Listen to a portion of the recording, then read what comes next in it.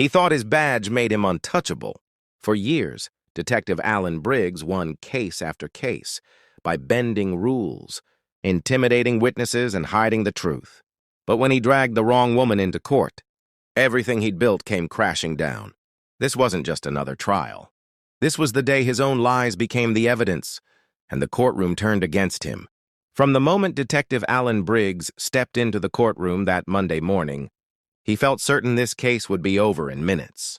He'd been here countless times before, leaning on the railing with that smug, knowing smile, watching defendants squirm under the weight of his airtight evidence. For years, Alan had used his badge like a weapon, bending rules, intimidating witnesses, and stacking the deck in his favor. He had friends in the right places and a reputation for winning, no matter the truth. Today, his target was Claire Matthews, a young, sharp-tongued defense attorney who'd been making waves in the city. Her client was a small-time mechanic accused of running an illegal chop shop. Alan had made the arrest himself, and as far as he was concerned, the man's fate was sealed. The evidence was already lined up: photographs, statements, even a witness Alan had carefully coached to say exactly what was needed. But Alan didn't know Claire. When she walked into the courtroom, there was something in her stride that made even the seasoned judge glance up. She was confident, composed, and completely unfazed by the glares Alan threw her way. She set her files down, locked eyes with him, and smiled. Not the nervous kind of smile he was used to seeing, but the kind that said you have no idea what's coming. The trial began like all the others. Alan testified first, laying out the so-called facts in a steady, authoritative voice. He described anonymous tips, clear photographic evidence, and incriminating statements.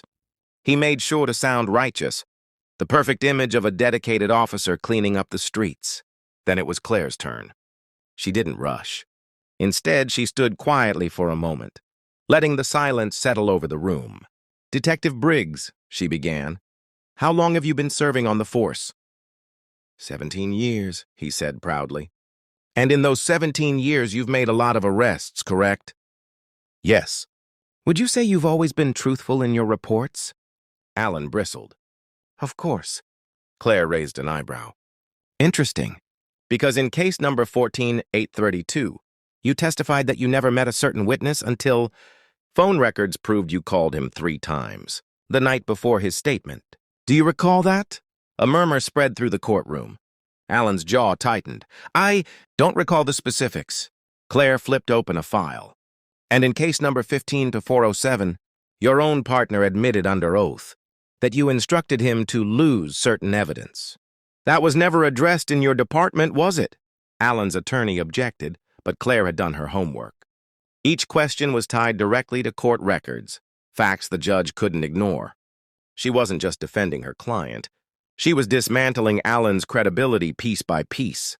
By the time she was done, the jury didn't see a heroic detective. They saw a man with a history of bending the truth to win. But Claire wasn't finished. She